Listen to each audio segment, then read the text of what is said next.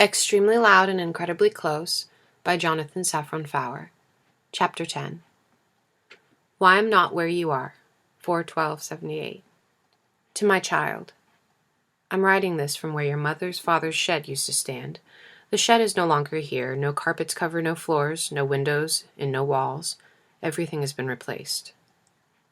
This is a library now. That would have made your grandfather happy, as if all of his buried books were seeds. From each book came 100. I'm sitting at the end of a long table surrounded by encyclopedias.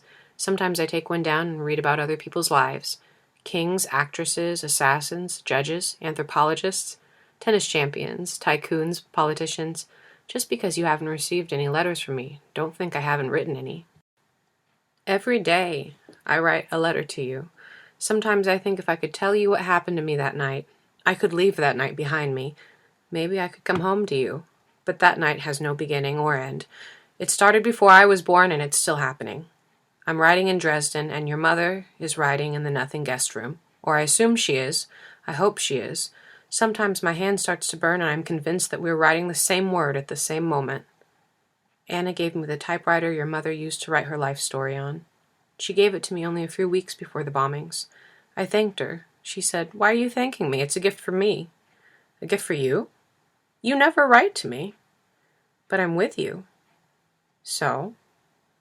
"You write to somebody that you can't be with." "You never sculpt me, but at least you could write to me." It's the tragedy of loving. You can't love anything more than something that you miss. I told her, "You never write to me." She said, "You've never given me a typewriter." I started to invent future homes for us. I'd type through the night and give them to her the next day. I imagined dozens of homes. Some were magical, like a clock tower with a stopped clock in a city where time stood still.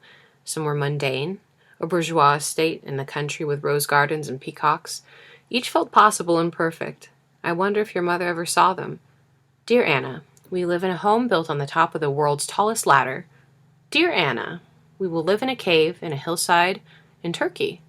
Dear Anna, we will live in a home with no walls so that everywhere we go will be our home. I wasn't trying to invent better and better homes, but to show her that homes didn't matter. We could live in any home, in any city, in any country, in any century, and we'd be happy, as if the world were just what we lived in. The night before I lost everything, I typed our last future home. Dear Anna, we will live in a series of homes, which will climb the Alps, and will never sleep in the same one twice.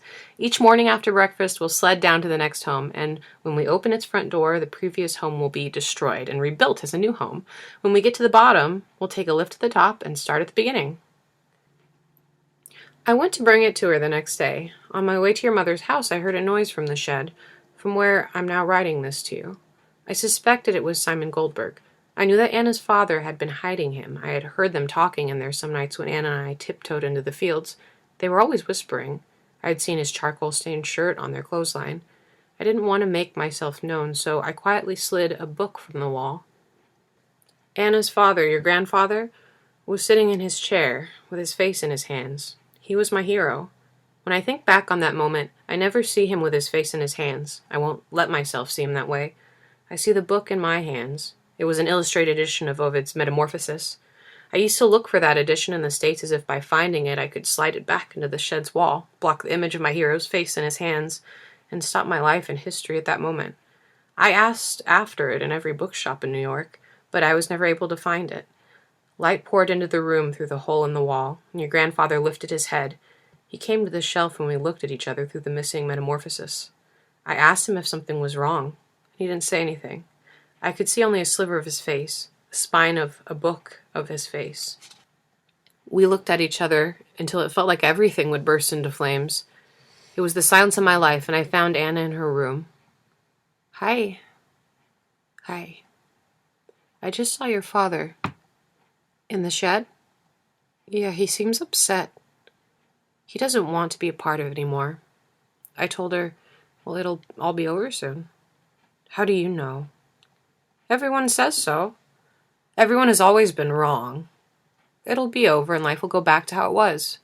She said, "Don't be a child. Don't turn away from me." She wouldn't look at me. I asked, "What's happened?" I'd never seen her cry before. I told her, "Don't cry." She said, "Don't touch me." I asked, "What is it?" She said, "Will you please shut up?" We sat in silence on her bed.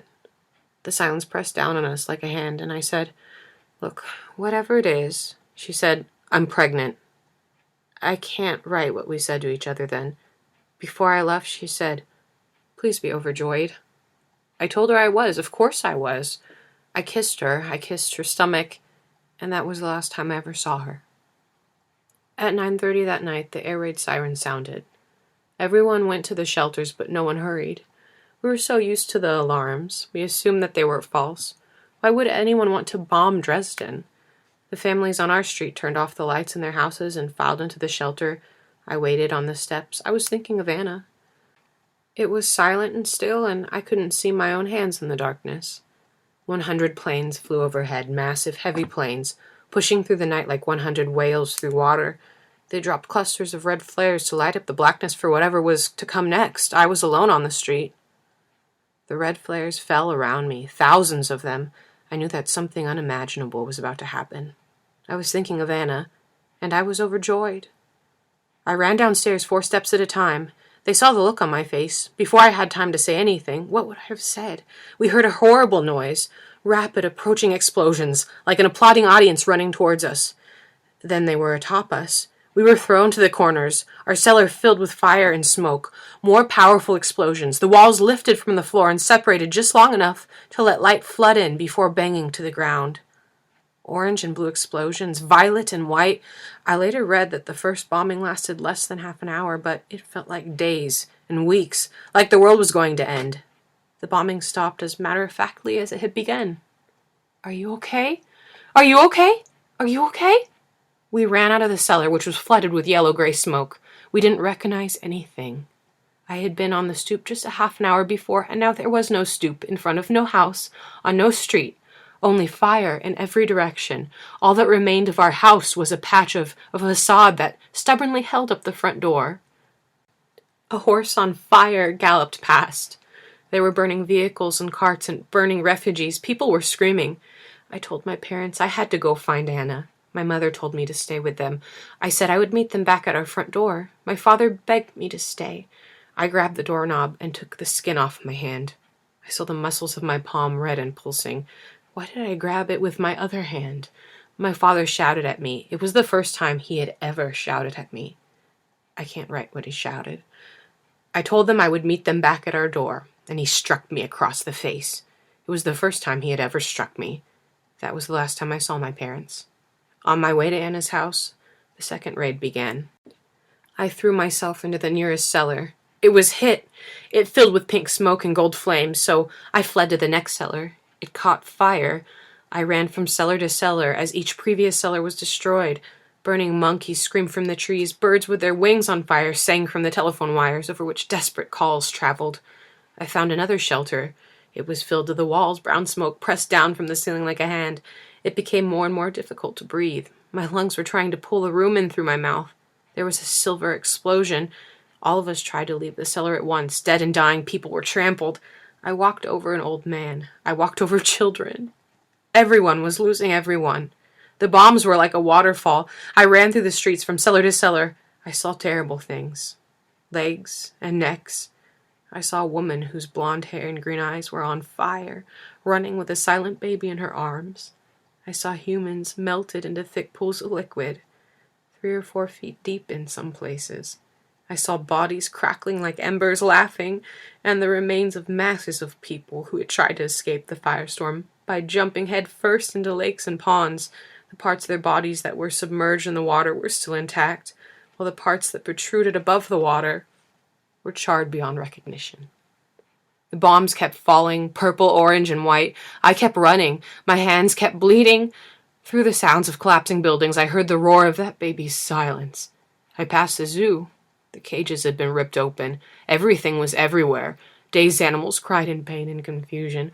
One of the keepers was calling out for help. He was a strong man. His eyes had been burnt close. He grabbed my arm and asked me if I knew how to fire a gun. I told him I had to get to someone, and he handed me his rifle and said, "You've got to find the carnivores." I told him I wasn't a good shot.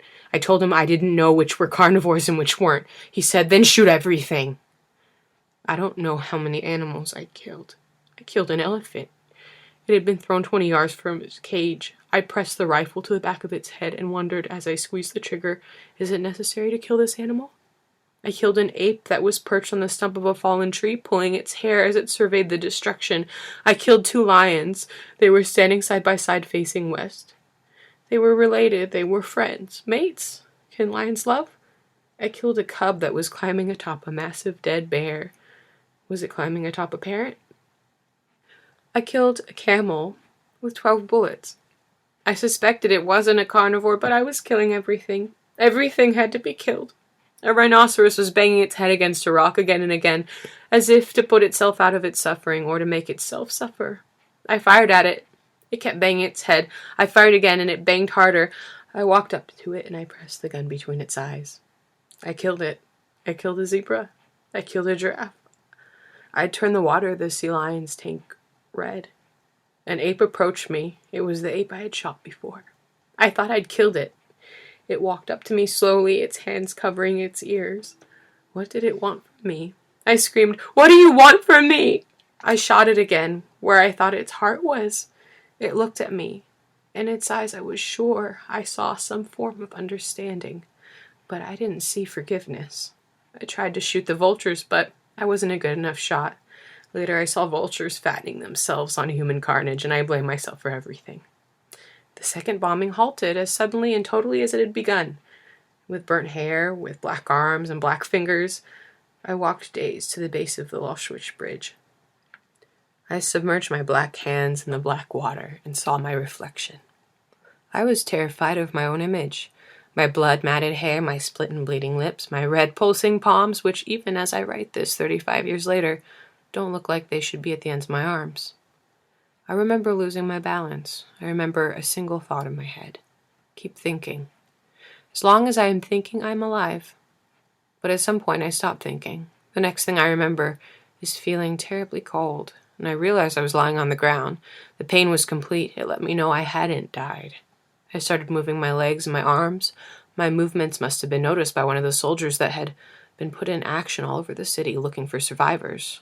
I later learned that there had been more than 220 bodies taken from the foot of the bridge, and 4 came back to life. I was one of them. They loaded us into trucks and took us out of Dresden. I looked out from the flaps of canvas that covered the sides of the truck.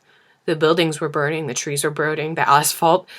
I saw and heard humans trapped. I smelled them, standing in the molten, burning streets like living torches, screaming for help that was impossible to give. The air itself was burning. The truck had to make a number of detours to get beyond the chaos. Planes bore down on us once more, and we were pulled off the truck and placed under it. The planes dove. More machine guns, more bombs, yellow, red, green, blue, brown. I lost consciousness again. When I awoke, I was in a white hospital bed. I couldn't move my arms or legs. I wondered if I'd lost them, but I couldn't summon the energy to look for myself. Hours passed, or days. When I finally looked down, I saw that I was strapped to the bed. A nurse was standing beside me. I asked, "Why have you done this to me?" She told me I had been trying to hurt myself. I asked her to free me. She said that she couldn't. She said I would hurt myself. I begged her to free me. I told her I wouldn't hurt myself. I promised. She apologized and touched me. Doctors operated on me. They gave me injections and bandaged my body, but it was her touch that saved my life. In the days and weeks after my release, I looked for my parents and for Anna and for you. Everyone was looking for everyone in the rubble of every building, but all of the searching was in vain. I found our old house. The door was still stubbornly standing. A few of our belongings survived. The typewriter survived. I carried it in my arms like a baby. Before I was evacuated, I wrote on the door that I was alive and the address of the refugee camp in Auschwitz.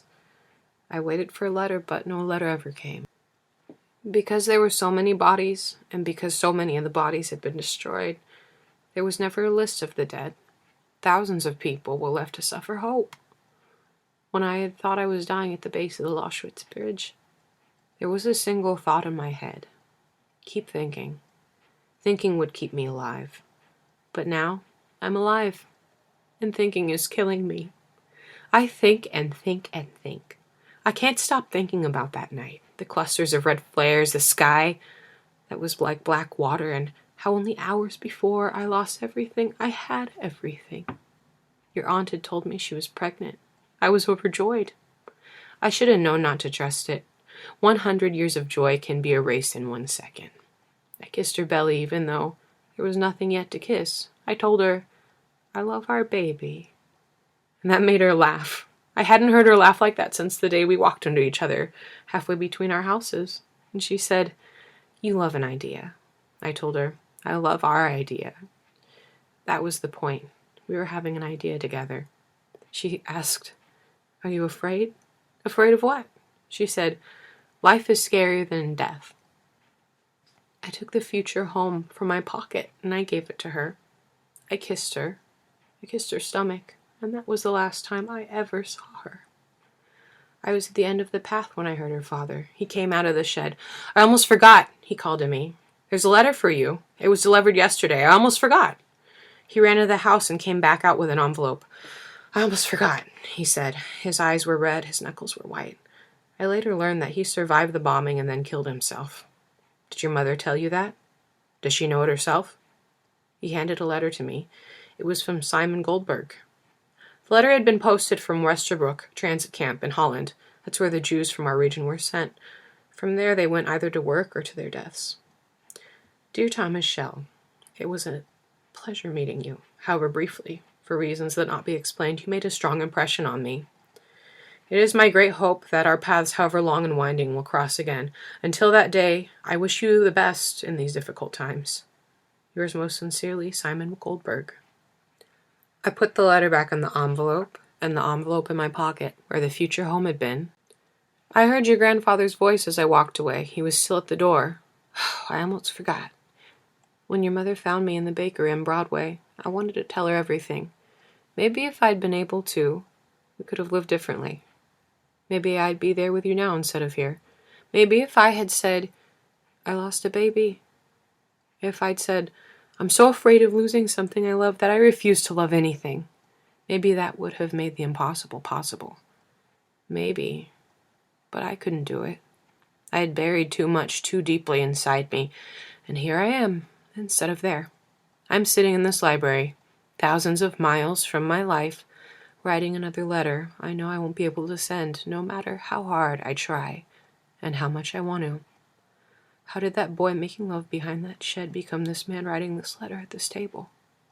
I love you, your father.